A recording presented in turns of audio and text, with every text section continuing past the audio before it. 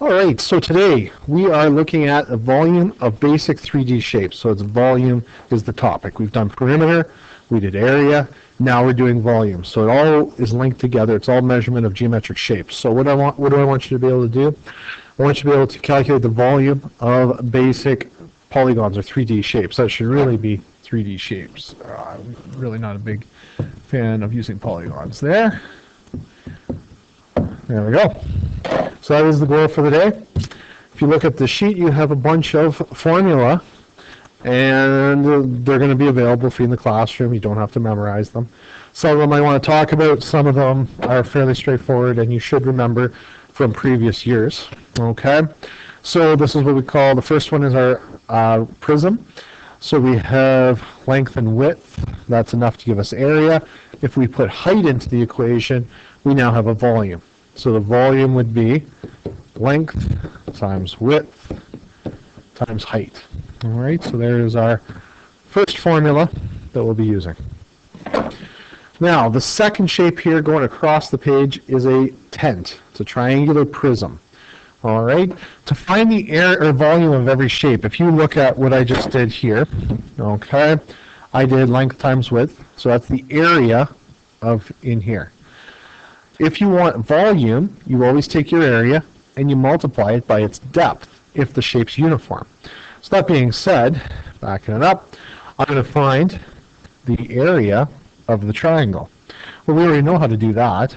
So volume will equal area, you would tell me, is base times height divided by 2. Now, if we want to know the volume of this shape, we then multiply that area by its height. In this case, we call it length, and we end up with the volume of a tent shape or a triangular prism. All right, so there we are. That is the formula, and I will put on base length, and that value there is our height. All right, so square base pyramid. We're just going to be dealing with square base pyramids, so that makes life a little bit easier. And we're going to call it B for that length, and because of the hash marks, they're all the same. So the volume, I'll just circle this, the volume for a square base pyramid is as follows. It's a little bit trickier because it will be base times base, so base squared. Oops, I can't even draw a second B. There we go, base times base times the height of the pyramid. So that's to the center of the pyramid. So from the peak of that pyramid down to the floor is where that's measured to. So base times height divided by, and when you have shapes that are not uniform, so the first two, that area I was talking about, so the triangle is the same as the triangle at the other end. For the prism, the base and the top are the same. Here, when it comes to a point, we actually have to divide this by 3. All right, and you're going to see that in an activity I'm going to do in, hopefully get you to do in class, where you will fill up a square base pyramid, and you'll find it will take 3 scoops to actually fill up the rectangular prism. All right, so there we go, and like I said, you'll get to demonstrate or see that in class. The sphere, it's handy to know. I'm not going to go through how it works. The only measurement you ever get from the sphere is that radius, that r. So to figure out the volume of the sphere, it's 4 times pi times r times r times r divided by 3. So lots of multiplication in that one. It's also 4 pi r cubed divided by 3, but we haven't really talked about exponents, so I'm going to leave it in that form. And I just know some of the homework, it comes up talking about that. We'll skip way down here to the cylinder for a second. And remember I said that to find the volume of an object, you simply find the base of it, the area, and multiply it by its depth. And it works because the area is the same at both ends. All right? So, what is the area of a circle? Well, you already know that. That's pi times r times r. So that's the area. And to get the height, so radius is the distance from the center to the outside edge, we have the height of the shape, and that then gives you a volume. All right, so there is the volume of a right cylinder. Now the reason I skipped the cone is because here's the same situation as the square base pyramid. We have a circular base, very, very similar to the cylinder, but it meets at a point, so it doesn't have the same shape. And what did I say for shapes that typically end at a point?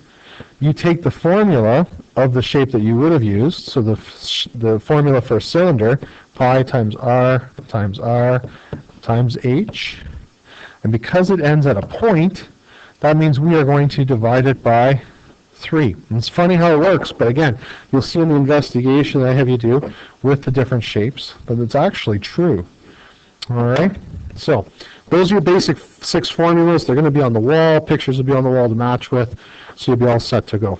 All right, so a couple of examples to run through. I only have the 4 examples because, again, it's just playing with formulas. We'll take a time out to go put some numbers in for you, so don't move. And bam, that just happened. Just like Ricky Bobby. No one? No one watched the show? No? Okay. That's not that funny. All right, so I've returned. I put some numbers in for us to work with.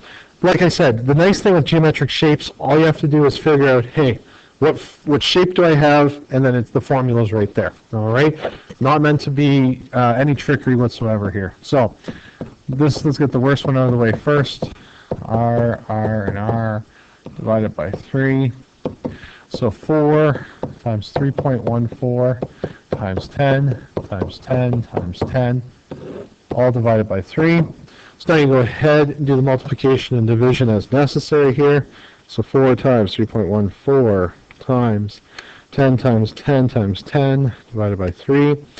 There would be 4,186.7. Because we're talking about volume, we now go to cubic measurement, cubic meters. Oops, centimeters actually. Cubic centimeters. All right, so remember, you must, when you have your units, you need to make sure they are cubed at the end. So that sphere will hold 4,186.7 cubic centimeters of air, liquid, whatever you want to put in it. All right? Triangular base prism, you'll look at the anchor charts at the side, and you'll be like, okay, so volume, base times height times length divided by 2. All the information's there. Maybe a thinking question, you'll have to look for something, but in this case, I just want to make sure you can actually identify the shape and do the proper calculations. So 5 times 2 times 20, all divided by 2. So when you do that calculation, we end up with 100 cubic meters in volume for that shape. Okay? So it's just basically identifying the shape and using the correct formula. At the bottom, I have the square base pyramid here. So you can look at that. It is base times height divided by 3. Because of those hash marks, everything is squared up, so it's 6 times 6. The height is 8. We're going to divide that by 3 to get the final answer. So you just punch that into the calculator, 6 times 6 times 8, divide that by 3, and we end up with 96, again, cubic meters. And everyone's making a note of that. I am not going to forget my units. I do not want to upset this man. He is on the edge, right? So do not forget those units. Very, very important because it tells the reader, am I looking at a perimeter? Am I looking at an area? Or am I looking at a volume? Okay, those units tell you everything. All right? Finally, I'm glad everyone's nodding, saying, whatever you say, boss. Volume of a cone. So the volume of a cone, pi times r times, what is that? Come on, times r times h over 3. So back on the previous page. Okay, all right there for you. It's going to be an anchor chart. We'll have it up on the wall so you don't have to be looking for it. Have all the information. Radius in this case is 2. The only way I can make that a tricky question is if I give you diameter in order to make you think a little bit. But that's really the extent of it. And I've already tried that trick with some of the other homework. So we end up with 20.9. Here I'm using feet, so now it's cubic feet or cubic foot. 29 cubic feet of liquid or materials. All right, so there we go. Those are the basic shapes that I want you to be able to use the volume for. So there are actually 6 for you to look at. It's just formulas. It's identifying, hey, this is the shape, plug in my numbers correctly, appropriately use my calculator. If you have any questions or anything you want me to go over, please do ask, and I will attempt to help you as best I can. Good luck.